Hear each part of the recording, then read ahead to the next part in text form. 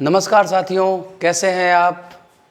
बढ़िया तैयारी हो रही है? चलो आज हम शुरू करेंगे स्टैटिस्टिक्स। जो हमारी संगणक भर्ती परीक्षा में स्टैटिस्टिक्स है, उसमें नेक्स्ट टॉपिक हमारा डायग्रामेटिक रिप्रेजेंटेशन, समंकों का चित्रों द्वारा प्रस्तुतिकरण। सर्वप्रथम मोबाइल नंबर नोट कर सकते हैं आप 6375619379। ये मेरे मोबाइल नंबर हैं, इस पे आप व्हाट्सअप करके अगर आपको कोई प्रॉपर संगणक भर्ती परीक्षा के संबंध में कोई जानकारी, कोई मार्गदर्शन चाहिए तो आप टेलीफोन पे भी आप व्हाट्सअप कर सकते हैं, कॉल कर सकते हैं। उसके बाद हम शुरू करते हैं मीनिंग। देखिए, समंकों का चित्रों द्वारा प्रस्तुतिकरण अर्थ क्या है। सबसे पहले हम बात करेंगे मीनिंग की। मीनिंग होता क्या है? समंकों का चित्रों द्वारा प्रस्तुतिकरण मतलब हमने जो डेटा कलेक्ट किए हैं, क्लासिफिकेशन कर लिया, ठीक है। डेटा हमने जो एनालिसिस कर रहे हैं उसको इस प्रकार प्रेजेंट करें कि हर व्यक्ति उसको समझ पाए, उसको बोरियत महसूस ना हो, वो उससे कुछ अर्थ निकाल पाए। तो यही समंकों का चित्रों द्वारा प्रस्तुतिकरण है। इसका फ़ायदा क्या है, एडवांटेज क्या है? डेटा को हम बेहतर तरीके से रख सकते हैं, समझ में आराम से आता है, तर्कसंगत है और जटिलता खत्म होती है और उसका उपयोगिता जो है समंकों की वो इससे बढ़ती है। उसके बाद इसकी लिमिटेशन क्या है? लिमिटेशन ये है कि हम चित्रों द्वारा प्रस्तुतिकरण है हर प्रकार से नहीं कर सकते, तुलना भी एक लिमिटेड कंपैरिजन कर सकते हैं, लिमिटेड तरीके हैं हमारे पास। हर चीज़ को हम छोटे मोटे जो चीज़ें हैं उन सब को हम कंपेयर नहीं कर सकते, ये सारी इनकी लिमिटेशंस है। उसके बाद में है काइंड्स ऑफ डायग्राम। हमारे जो चित्र हैं उनके प्रकार कितने प्रकार के होते हैं? नंबर 1 सबसे पहले है एक विमा चित्र, 1 डायमेंशनल। फिर है द्विविमा, द्विविस्तार या 2 डायमेंशनल। फिर है त्रिविमा, 3 डायमेंशनल। फिर है चित्रलेखन जो है पिक्टोग्राम। उसके बाद है मानचित्र। उसके बाद है बिजनेस डायग्राम। एग्जाम ओरिएंटेड पढ़ेंगे, थोड़ा सा बोरिंग है तो इसको बहुत ज़्यादा हमें डीप में मैं आपको यही एडवाइस दूंगा कि बहुत ज़्यादा इसको नहीं पढ़ना है टॉपिक को। कंसेप्चुअल केवल इतना, एग्जाम ओरिएंटेड आप पीछे उठाएंगे पेपर तो आपको पता लग जाएगा किस प्रकार के क्वेश्चन आते हैं इसमें से। 21 का पेपर देख लो, 18 का देख लो, संगणक का एक आध क्वेश्चन आता है, फिक्स है, ज़्यादा नहीं आएंगे। लेकिन वो क्वेश्चन आपका गलत ना हो तो मैं विश्वास करता हूँ बिल्कुल आप अगर जो चीज़ मैं आपको बता रहा हूँ उस पर फोकस कर लेंगे, क्वेश्चन उसके बाहर नहीं जाएगा। नंबर 1 एक विमा चित्र होते कौन से हैं? जिनमें केवल एक तथ्य को ही आधार मानकर, मतलब सामान्यतः ये वर्टिकल लंबाकार जो है उदग्र आकार या वर्ग लंबाकार रूप में इसको क्या करते हैं, प्रेजेंट करते हैं। एक ही फैक्ट लेते हैं केवल, उसमें फिर बहुत सी संख्याएं होती है। जैसे ऊंचाई है तो 50 विद्यार्थियों केवल ऊंचाई का अध्ययन करेंगे एक विमा में। विस्तार एक ही रहता है हमारा।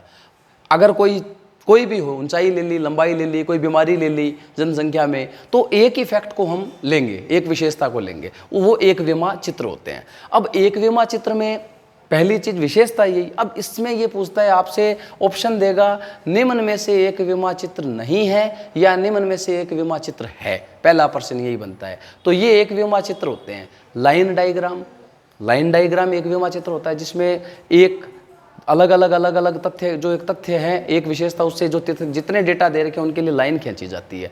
ये कब काम में आता है? जब उनके बीच में अनुपात कम हो, मतलब सबसे बड़ी संख्या सबसे छोटा मूल्य, उनमें अनुपात बहुत, जो मतलब अंतर है अनुपातों का वो कम हो, तब फिर हम रेखा चित्र, लाइन डायग्राम हमारा सिंपल काम में आ सकता है।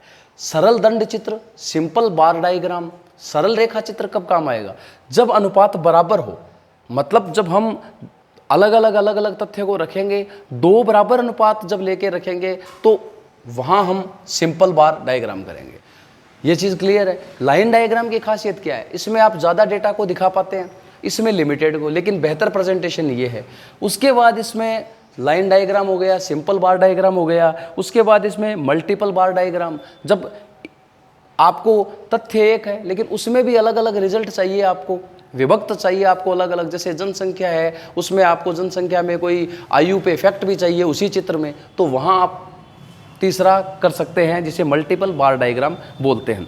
उसके बाद प्रतिशतों के अंतर विभक्त हैं, वो बहुत ज़्यादा डीपली हो जाएंगे, उस पर हम ज़्यादा नहीं, बस इतना बहुत है कि सिंपल में आते हैं वो। इसमें एक विमा में, एक विमा का मतलब क्या है? सिंगल जो 1 डायमेंशन है, इसका मतलब क्या है कि एक ही चीज़ आधार लेंगे, फैक्ट जो हमारा विशेषता एक होगी। द्विविमा में 2 विशेषताओं के आधार पे होगी। द्विविमा जो हमारा है 2 डायमेंशनल, उसमें 2 विशेषताएं होंगी। आयु है, आयु के साथ लंबाई भी हो सकती है। एक विषय है, दूसरा विषय हो सकता है। वहाँ हम आयत चित्र, वर्ग चित्र, वृत्त, इनको काम में लेंगे। वर्ग बेहतर प्रेजेंटेशन के लिए, वृत्त चित्र, पाई जो है ये कहाँ काम में आता है? वृत्त चित्र। वृत्त चित्र काम में आएगा जब आपको 360 डिग्री का पूरा कोण होता है, उसमें अलग अलग भागों में विभाजित करते हैं। पिछली बार क्वेश्चन इसी पे आया हुआ है। पाई डायग्राम जो है हमारा, कि आपको एक परिवार के खर्चे दे देंगे अलग अलग पदों पे, उनमें आपको कहना है कि इसमें कौन सा चित्र फिट बैठता है या कौन सा चित्र बना के हम बेहतर प्रस्तुतिकरण कर सकते हैं। तो यदि हमें एक व्यक्ति या एक समूह या एक परिवार, उसके बहुत सारे क्षेत्र पे खर्चा दे रखा है, इनकम उसकी फिक्स है, और उस इनकम का या उस चीज़ का डिस्ट्रीब्यूशन बोल रखा है। जैसे कोई इन्वेस्टमेंट पोर्टफोलियो है, आपके पास रुपए है 10 लाख या 1 लाख, उसको आपको क्या करना है? डिवाइड करना है अलग अलग क्षेत्र में, कि पूरा टोटल भी आ जाए और उनका अलग अलग सेगमेंट वाइज विभाजन। तो वहाँ पाई चार्ट काम में लेंगे हम। ये चीज़ क्लियर है? आयत हो। एक इसमें पॉपुलेशन पिरामिड और होता है सिंगल में, एक विमा में। पॉपुलेशन पिरामिड क्या होता है? यदि कई बार हम क्या करते हैं, जो हमारी जनसंख्या है तो उसका एक पिरामिड समझते हो आप? पिरामिड होता है, ऊपर से नीचे इस प्रकार से चलता है वो। तो पिरामिड के रूप में अगर मैं जनसंख्या को आयु और जेंडर के हिसाब से करना होता है तो वहाँ ये हमारा पॉपुलेशन पिरामिड काम में आता है। बस जनसंख्या स्तूप बोलते हैं इसको। यही पूछा जा सकता है कि जनसंख्या स्तूप में क्या होता है, या फिर जनसंख्या स्तूप एक विमा है या द्विविमा, ये आपको पूछा जा सकता है। द्विविमा में आयत हो गया, वर्ग चित्र हो गया, वृत्त हो गया। वृत्त मैंने आपको बता दिया। उसके बाद में हम आगे चलेंगे। आयत कहाँ काम आता है? जब हमें कंपैरिजन करना है, 2 चीज़ें हमारे सामने हैं, 2 विशेषताएं, उनमें कंपैरिजन बताना है, तो आयत को हम काम में लेंगे। और उसके बाद में वृत्त जो हमारा है, वृत्त कहाँ का? जब हमारे मूल्यों में अंतर बहुत ज़्यादा है। अब देखिए यहाँ एक प्रश्न बनता है, एक विमा और द्विविमा, इनमें केवल अंतर यही नहीं है कि यहाँ एक विशेषता, यहाँ 2 विशेषता। अंतर ये भी है जब ऊपर और जो निचला मूल्य है उनमें अनुपातों में अगर बहुत अंतर ज़्यादा हो, विषमता हो अलग अलग मूल्यों में, तो वहाँ फिर हम एक विमा से काम नहीं चला सकते, उसमें कठिन हो जाएगा। तो वहाँ या तो द्विविमा, और बहुत ज़्यादा अगर कॉम्प्लिकेसी हो, बहुत ज़्यादा उसमें अंतर हो, डिफरेंसेज हो वैल्यूज़ में, तो फिर वहाँ त्रिविमा काम में आता है। त्रिविमा में घनाकार, बेलनाकार, वो इसमें काम में आते हैं। तो ये द्विविमा, त्रिविमा। तो अब इसमें आयत हो गया, उसके बाद वर्ग हो गया, वृत्त हो गया, वृत्त में पाई, तो ये हमारा इसमें हो गया। उसके बाद वृत्त में बता ही दिया आपको। अब हम बात करेंगे 3 विस्तार वाले त्रिविमा या 3 डायमेंशनल। तो हमारा त्रिविमा में कौन कौन सा आता है?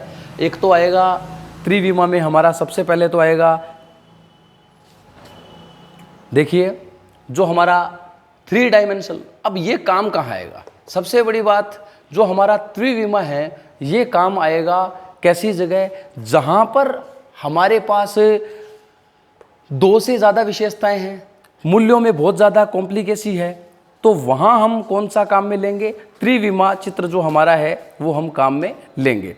तो उसमें उसके बाद त्रिविमा के बाद चित्रलेखन, पिक्टोग्राम। कई बार हम ये भी पूछा जा सकता है, जैसे हमें अगर चित्र को और बेहतर प्रस्तुत करना है, हम इंटरेस्टिंग बनाना चाह रहे हैं। जैसे आप देखना कभी सरकार का जो बजट आता है, तो बजट वगैरह के लिए आप अगर वहाँ उसका प्रेजेंटेशन देखेंगे स्टैटिस्टिकल, तो वहाँ आपको पैसे के लिए एक बैग होगा, बैग दिया होता है। जनसंख्या के संबंध में अगर कुछ होता है तो वहाँ व्यक्ति, महिला और पुरुष की खड़ी करनी है, जनसंख्या अलग अलग विभाजित करनी है, तो महिला के लिए महिला का चित्र, पुरुषों के लिए पुरुष का चित्र। इस प्रकार से आप वहाँ चित्र दे सकते हैं, मतलब जिस चीज़ का आप प्रेजेंटेशन कर रहे हैं उसका आप एक चित्र दे दें, वो आपका चित्रलेखन या पिक्टोग्राम बोलते हैं उसको। इससे बेहतर प्रस्तुतिकरण होता है। उसके बाद मानचित्र, मैप, ये कहाँ काम आते हैं? यदि हमें कोई क्षेत्र विशेष की भौगोलिक विशेषताएँ, जैसे कोई राजस्थान, इंडिया, नदी नाले, भौगोलिक स्थिति बतानी है, कितने नदी हैं, कितना क्या है, वन्य क्षेत्र बताना है, या फिर पशुधन बताना है, कृषि बतानी है, तो वो हम मानचित्र, मैप डायग्राम से बता सकते हैं। उसके बाद है हमारा बिजनेस डायग्राम, व्यवसायिक चित्र। बिजनेस डायग्राम जो हमारे होते हैं वो क्या काम आते हैं? जब हमारा जो बिजनेस है उस बिजनेस में हम कुछ चित्र काम में लेते हैं। कि बेहतर जो हमारी व्यवसाय में सांख्यिकी सूचनाएं हैं उनका हम कैसे बेहतर प्रस्तुतिकरण करें। तो उसमें सबसे पहले आता है हमारा गैंट चार्ट। ये गैंट चार्ट क्वेश्चन आ सकता है।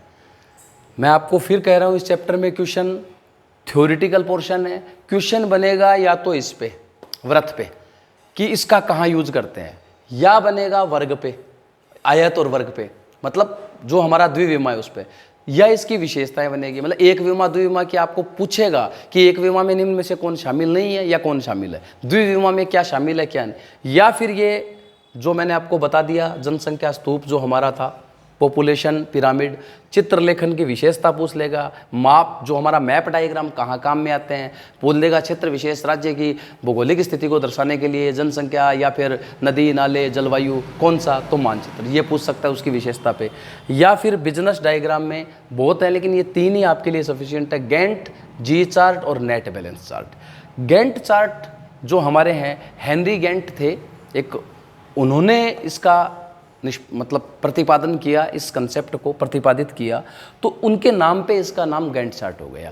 ये हमारे इंडस्ट्री में जो उत्पादन की सूचनाएं हैं कि हमारे एक पर्टिकुलर डे में जो हमारे 7 दिन वीक में है तो उसमें 6 दिन जो हमारे हैं, 6 दिन प्रति वीक जो हमारी लेबर है जो काम कर रही है मशीनों पे, उनके टारगेट क्या हैं और उन्होंने एक्चुअल में क्या टारगेट को अचीव कितना किया, उसका प्रेजेंटेशन प्रॉपर रिजल्ट बताता है। कौन सा चित्र, गैंट।